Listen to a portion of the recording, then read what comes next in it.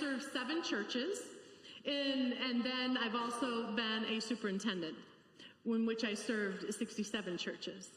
So in the 7 churches that I served as the pastor, though, during one of those appointments, I served 3 churches at the same time.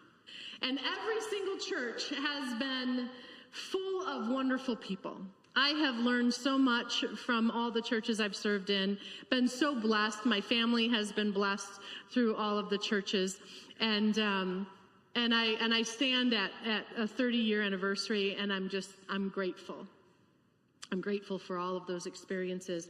But one of the things that I know is true for every single church that I have served, and I can count them off: Centenary Church in Jarrett, Virginia; Community Church in Lamoille, Illinois; Poplar Grove United Methodist Church in Poplar Grove; and then Cornerstone Church on the west side of Elgin.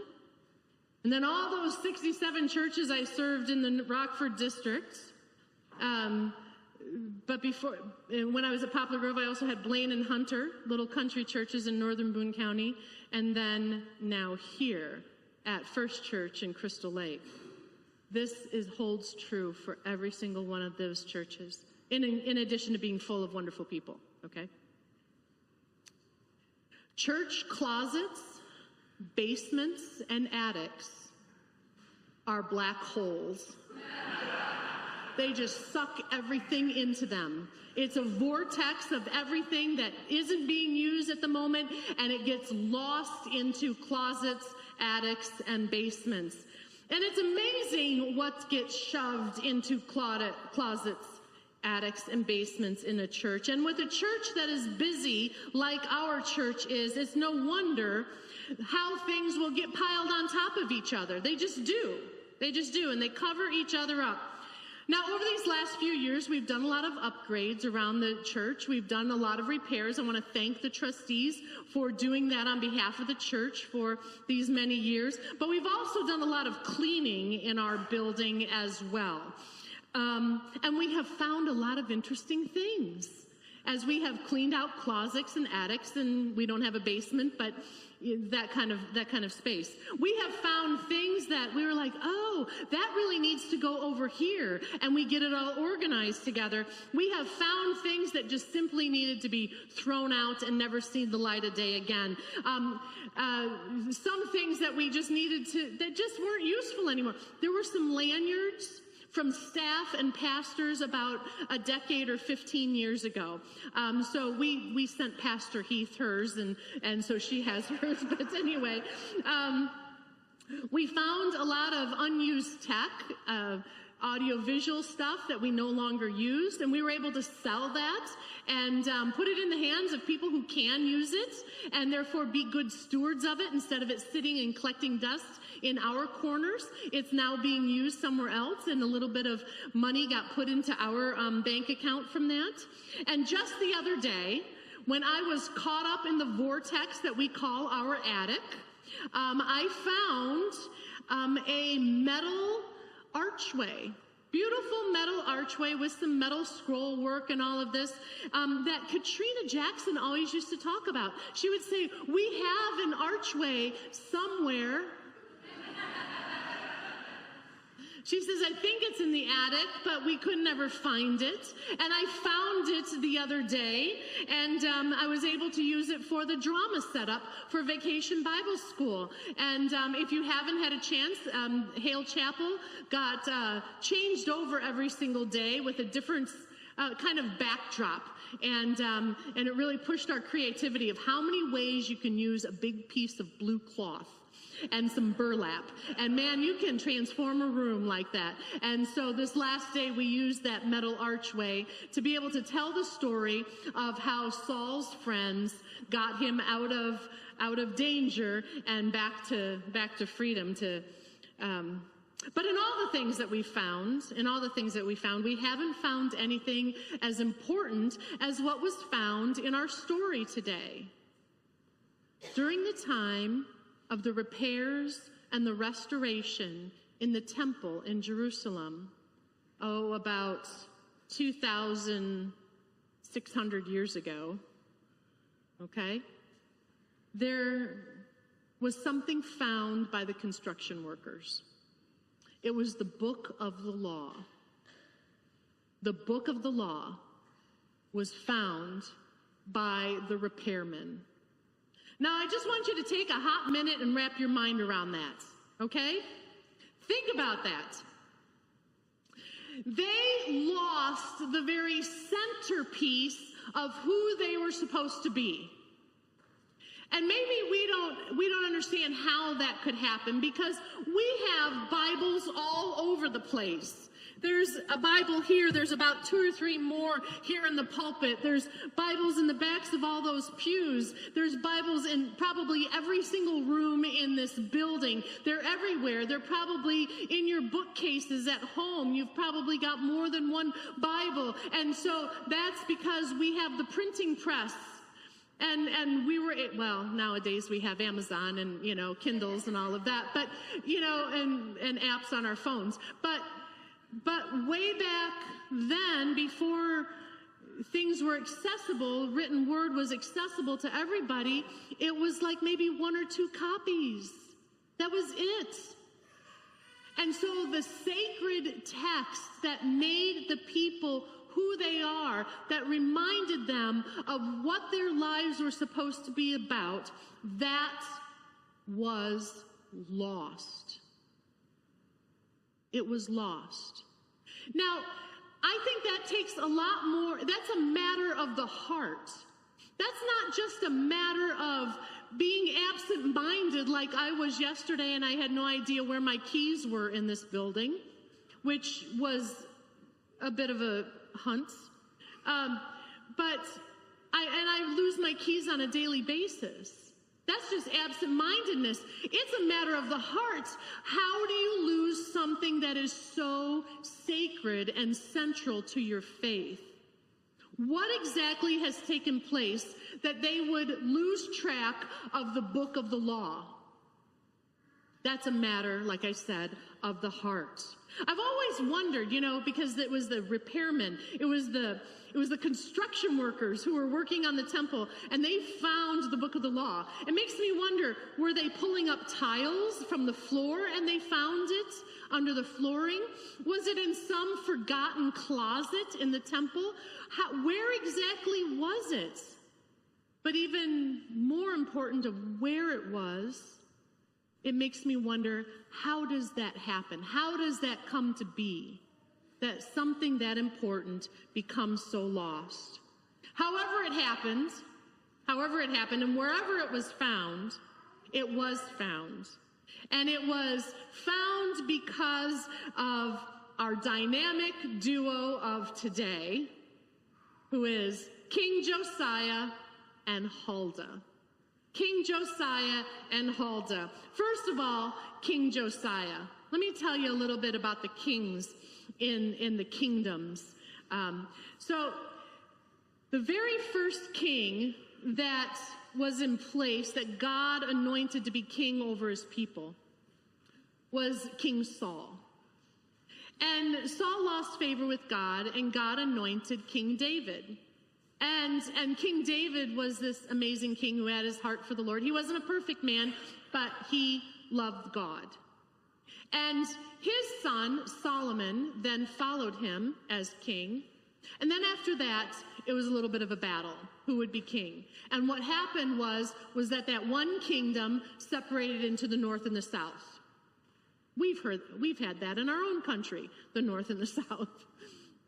And so over the course of many hundreds of years, there was a different king over the northern kingdom, which was called Israel, and a different king over the southern kingdom called Judah. And if you read the whole history of that, you can find that in 1st and 2nd Kings, or it's repeated in 1st and 2nd Chronicles in the Old Testament. And so King David came to power. He became king around about the year 1000 BCE, okay? 1,000 years before Christ. He came to power, but it wasn't until the year 640, so almost 400 years after David, comes King Josiah. Josiah, guess how old he was when he became king? Anybody want to guess? What's that? He was 8 years old when he became king. And he ruled for 40 years. King Josiah wanted to become like his ancestor David, with a heart for the Lord. And it was a big thing to do because for those 400 years, things weren't always rosy. There were lots of kings who did not have a heart for the Lord. As a matter of fact, if you read through that 1st and 2nd Kings or 1st and 2nd Chronicles, you will hear a pattern that keeps saying, and so king was not good and did evil in the sight of the Lord. And led the people to do evil in the sight of the Lord. And in that day and age, what was evil in the sight of the Lord amounted to 2 things. Number 1, you stopped worshiping Yahweh and you went after worshiping other gods. Number 2 was not caring for the most vulnerable people in the society. Those are the things that really made God mad. Okay? And those kings went after other gods. Means that they would put up temples and altars built for gods like Baal and Asherah. And there were these kinds of temples and sacred places to other gods all over the land. But King Josiah, who came to power when he was 8, when he was 20, he began to seek Yahweh. When he was 24, he began to purge the land from all of those altars that were put up for other gods. And he went around and he tore them all down, pulverized them, threw them out, calling the people to return to Yahweh. And then when he was 30 years old, he led in the efforts to restore the temple. And that's where our story was today. That was when they were repairing things in the temple, getting it ready to worship Yahweh again, they found the book of the law. And Josiah, when he heard what was written there, he was like, our people are completely lost. We haven't been doing any of this stuff. And his heart was distraught. And he wanted to be sure that what they found really was what they thought they'd found, which was the book of the law. He wanted to make sure. And so he sent all of his servants, the high priest, the secretary, all these men, and they went to a woman, Huldah. And Huldah, I like to think of her as old. I don't know why. We don't know how old Huldah was, but Huldah was considered a prophet. And these men showed up at Huldah's door and they said, look what we found. Is it what we think it is? And she said, yes, that is what you think it is. And now let me tell you what's going to happen. This was Huldah. Josiah and Huldah. They were absolutely pivotal at a time when in that culture, people were going after other gods, bowing down at other altars and other temples. Their superpower, if you will, Josiah and Huldah, their superpower was being keepers of the sacred story. Being keepers of the sacred story. And I think that's absolutely crucial for us to think about for ourselves in this day and age. We live in an age in which there are so many distractions from faith. We live in an age where there's so many other desires that pull us away from the faith. We live in a day in which there is no longer a cultural calendar that holds to a day off, to a Sabbath even. I think that's very telling, because what that does then is that it says, people ask me, what's your day off? What's your Sabbath? As if my Sabbath should be different than anyone else's Sabbath. You might think about, what day's your Sabbath? But together as a culture, we don't have a day off in which everybody rests together. It's a constant 24/7 culture that we live in now. And I got to tell you, it's exhausting us as a people. It's exhausting us. And we've gotten completely pulled away. We haven't stopped enough to be still and together as a people know God. As Psalm 46 says, be still and know that I am God. We're constant movement. Anyway, we live in this culture. The Josiah and Huldah story, I think, needs to become our story. Because we live in a world that seeks power. And power compels us to think that the way of violence is the answer. If we just get rid of our enemies, if we just kill our enemies, we will be okay. That's what the world is calling us to do. And when we get pulled following that God of violence, there's got to be someone who will be like Josiah and Huldah, who remembers that the Jesus story, we hear the commands that we are to pray for our enemies. Jesus never said anything about killing our enemies. He said instead of killing them, he said to what? Love them. Who's remembering that? Who's being the keeper of the sacred story today? And in this world in which the power of capitalism compels us to think that the way of life fulfillment and security is through the acquisition of things, who's going to remind us that the Jesus story, we are told to seek and to build up for ourselves treasures in heaven, not on earth, where moth and rust can corrode and destroy, and where thieves can break in and steal. But we're to build up treasures in heaven. And when was the last time we as God's people stopped to consider what are those treasures of heaven and how do I begin building those up?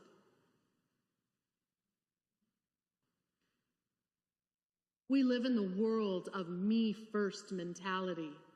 Me first, my way. And that compels us. And someone needs to remember that in the Jesus story, we hear the command to deny ourselves, to take up the cross in order to follow Jesus.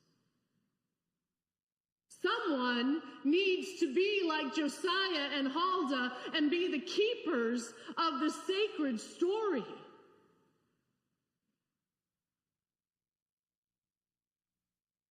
You know, I have a colleague who stopped serving as a pastor several years ago, and it broke my heart. It broke my heart when this person stepped away from serving as a pastor. Part of his story said, the next generations are lost to church. He said the next generations are lost to church. And I think in some ways what he was doing was he was giving up because he thought that the church was a dying reality.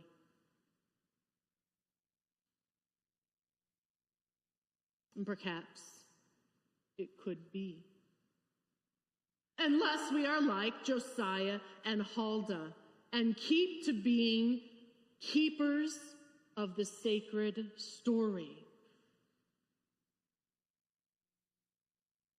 For years, for hundreds of years before Josiah, the faith was dying. but they revived it. And I think we need to remember that today. We need to take up the work of being Josiah and Huldah, being keepers of the sacred story. You know,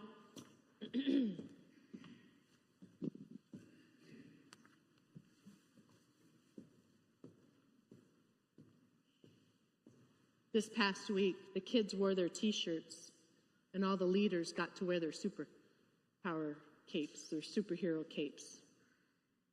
So I want you to put on your cape. Not literally, although we might have a few extra if you really need one. But I want you to put on your superhero cape. Be a keeper of the sacred story. This world needs this story. This world needs the story of Jesus. And you get to tell it. Amen.